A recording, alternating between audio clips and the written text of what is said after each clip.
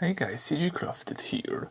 This is my Oakwith scene. It's almost finished. All it needs is some more props, a curtain and proper lighting.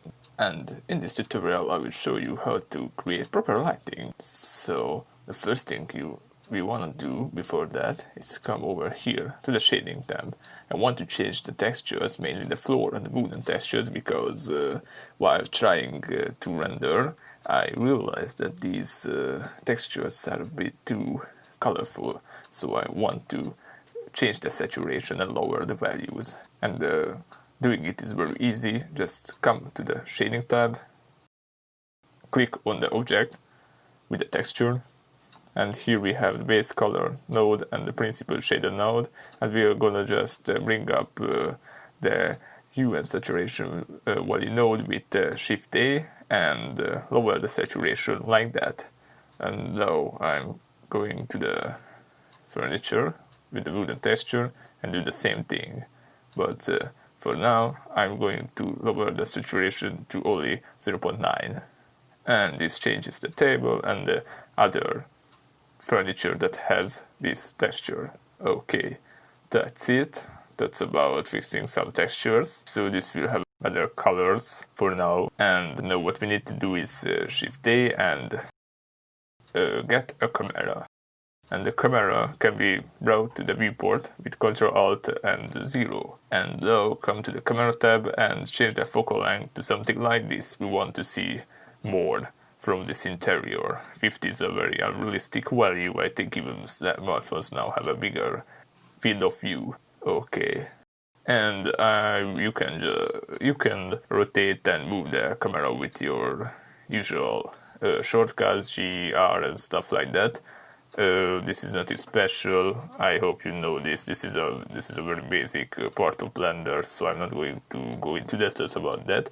But what I'm doing with Shift F is I came here and use this walk navigation and just assign the shortcut to it. So I'm using that usually to go around, fly around the viewport and stuff like that. Okay, and I'm using cycles for rendering. Let's go into render mode, and with Ctrl B we can select a small region that we see, so cycles won't destroy our computer.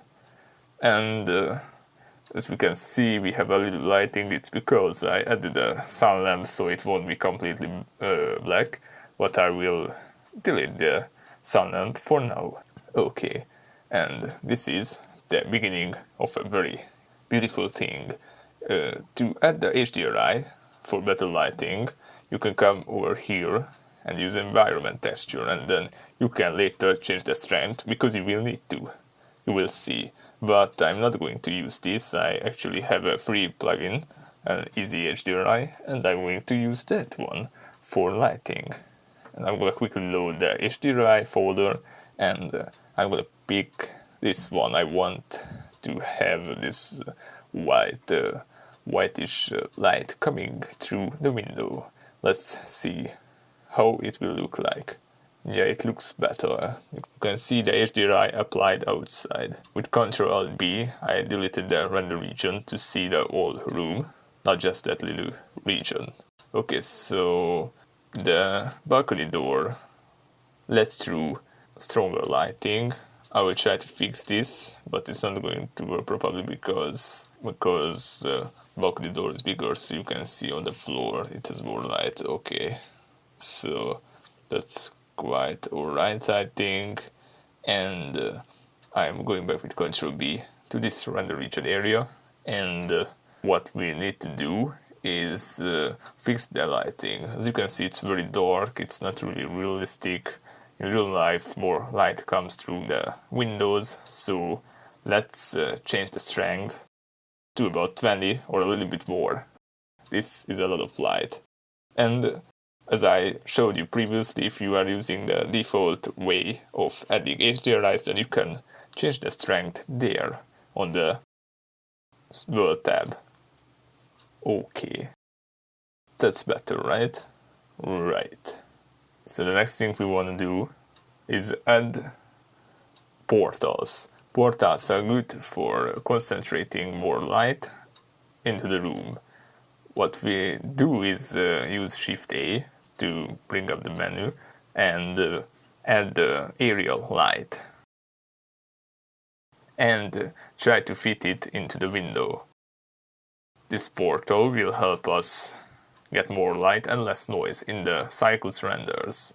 For Eevee you don't have to do this, but this is a Cycles tutorial. And now with the light settings you can turn on portal and this should work.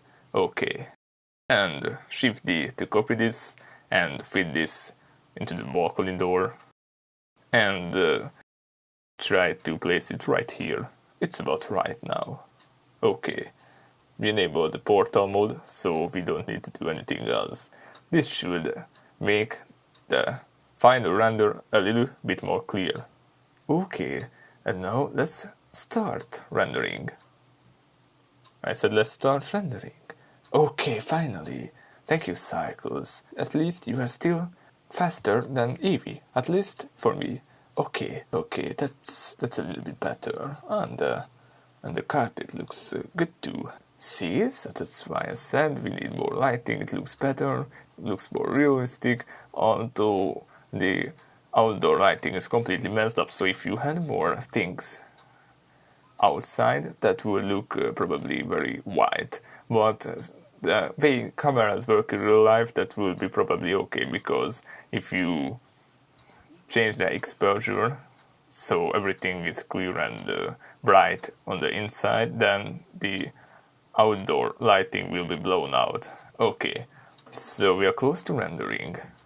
Here on this tab we can change the resolution, the other dimensions like this. I will lower this so I can render quicker for now. The render setting is 60. You should probably do about over 200 or 300 with the settings I'm about to show you, but for this tutorial this will be okay, especially for the test render. Okay, down here is the color management tab. By the way, I'm just doing this for myself, you don't have to follow that.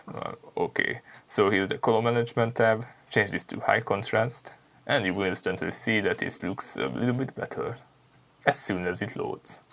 Yeah, you can see the contrast is better.